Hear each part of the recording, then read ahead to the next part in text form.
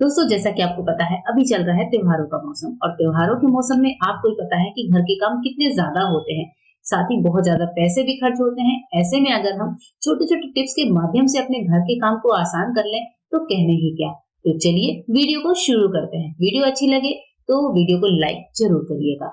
तो हमारी आज की जो सबसे पहली टिप है दोस्तों, इस तरह के खराब हुए ब्रश को लेकर है। ये जो हमारे हैंडी ब्रश होते हैं, मैंने ये किचन में रखा हुआ है। इससे मैं जो अपने बर्तन होते हैं, स्पेशली जो प्रेशर कुकर होता है उसकी क्लीनिंग करती हूँ या फिर गैस वगैरह की क्लीनिंग करती हूँ। तो क्या होता है कि ये ब्रश जो है इस तरीके से फैल जाते हैं।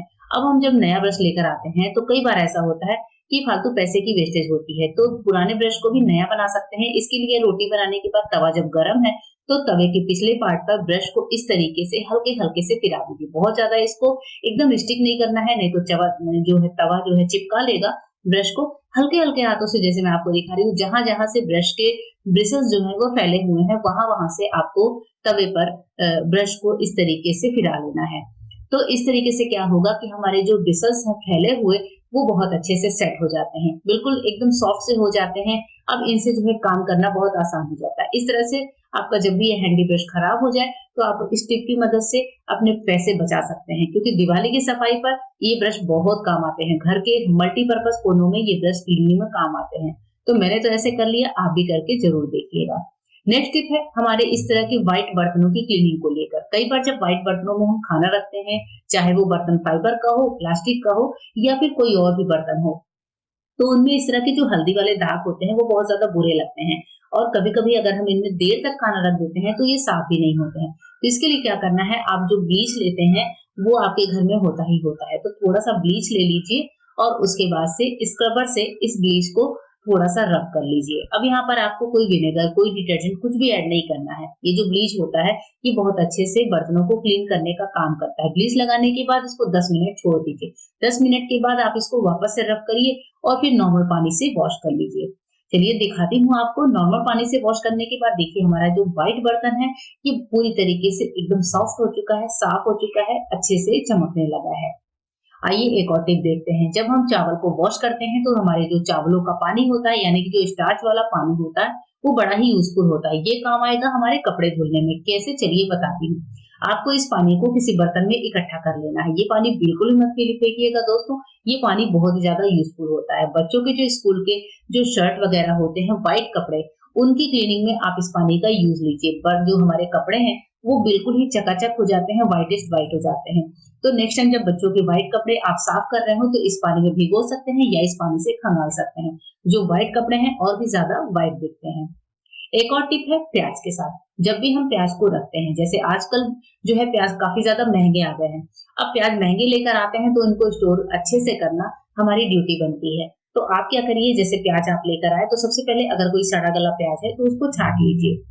उसके बाद से ले लीजिए न्यूज़पेपर। न्यूज़पेपर के ऐसे रैंडम टुकड़े कर लीजिए और जो न्यूज़पेपर के टुकड़े हैं उनको आप प्याज के कहीं-कहीं हिस्सों पर किसी-किसी प्याज के नीचे इस तरीके से डाल दीजिए। न्यूज़पेपर जो होता है वो नमी को एब्जॉर्ब करता है और प्याज को खराब होने से बचाता है। इस तरीके से करके खुली टोकरी में प्याज को रख दीजिए। प्याज जो है काफी ज्यादा दिनों तक फ्रेश रहते हैं, खराब नहीं होते हैं। एक और टिप है जो कि इस तरह के साबुन के साथ है। हमारे पास जो साबुन है, नहाने वाला कोई सा भी साबुन है, उसको लेकर आप इस तरीके से थोड़ा घिस लीजिए, यानी कि साबुन को ग्रेट कर लीजिए।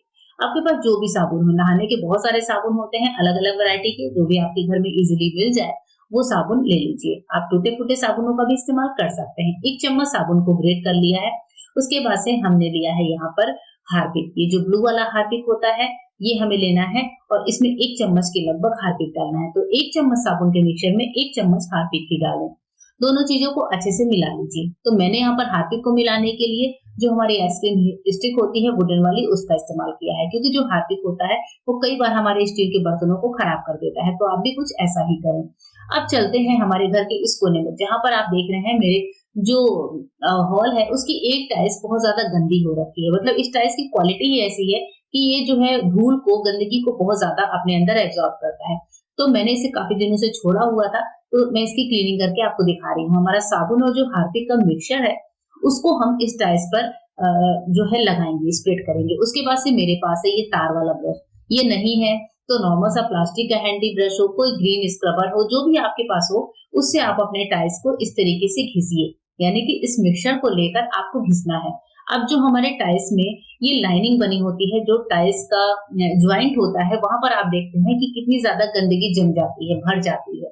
तो उन जो ग्राउटिंग है उनकी भी आप क्लीनिंग कर सकते हैं, या फिर आपकी जो टाइल्स है उनकी भी क्लीनिंग कर सकते हैं। जो हमारे घर में लाइट कलर की टाइल्स होती है, स्पेशली व्हाइट वाली, वो तो सबसे ज्यादा ही गंदी होती है। जैसे आप मेरे इस टाइल्स की हालत तो देख ही सकते हैं। तो पूरे लिविंग एरिया में एक ऐसा ये टाइल्स है जो बहुत ज्यादा गंदगी को एब्जॉर्ब करता है।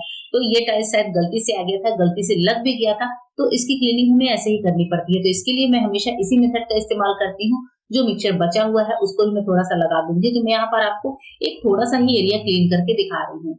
तो ब्रश से इसको अच्छे से रब करेंगे। जैसे ही आप रब करेंगे 1 से 2 मिनट आप देखेंगे कि जो टाइल्स की ग्राउटिंग है, जो मिट्टी जमी हुई है काफी टाइम से और जो टाइल्स गंदे हैं, उनकी क्लीनिंग हो जाती है। इसी तरीके से आप किचन में भी इस तरीके से अपने टाइल्स को क्लीन कर सकते हैं, बाथरूम में कर सकते हैं। मतलब घर के कोने-कोने में जहाँ भी टाइल्स लगी है, आप उनकी डीप क्लीनिंग करेंगे दिवाली पे, तो इस तरीके से आप इसको कर सकते हैं। अब इसके बाद से साफ गीले कपड़े से देखिए मैंने टाइल्स को पोंछा है।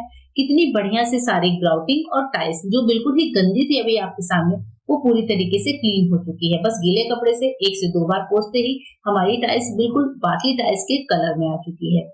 और जो ग्राउटिंग है वो भी आपको दिख रही है कितनी ज़्यादा क्लीन हो गई है। तो मुझे तो खुद बहुत मज़ा आता है इस तरीके से क्लीनिंग करने में। अगर गंदा हो भी जाए तो मैं टेंशन फ्री रहती हूँ और इस तरीके से अपने टाइल्स की क्लीनिंग कर लेती हूँ।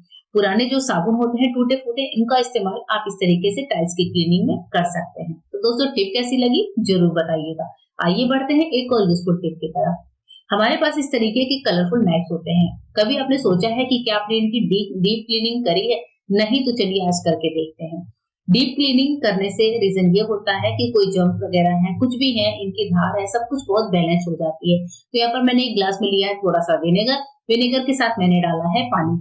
पानी में हम इन नाइफ्स को डिप कर देते हैं 30 से 40 मिनट के लिए, और 40 मिनट के बाद हम क्या करेंगे, एक स्क्रबर लेंगे ग्रीन वाला, उससे अपने सारे नाइफ्स को रगड़ देंगे। स्क्रबर में मैंने हल्का सा डिटर्जेंट लिया था जिसकी वजह से आपको झाग दिख रही है। सारे नाइफ्स को अच्छे से रब कर दें और बस हमारे नाइफ्स की डीप क्लीनिंग हो जाती है। अगर कहीं ज्यादा गंदगी है तो आप किसी हैंडी ब्रश का भी यूज कर सकते हैं। सबको पानी से वॉश करिए और देखिए हमारे चाकू जो नाइफ्स हैं कितने सुंदर तरीके से चमकने लगे हैं, बिल्कुल नए जैसे हो गए हैं। तो मुझे तो ये तरीका पर्सनली बहुत अच्छा लगता है।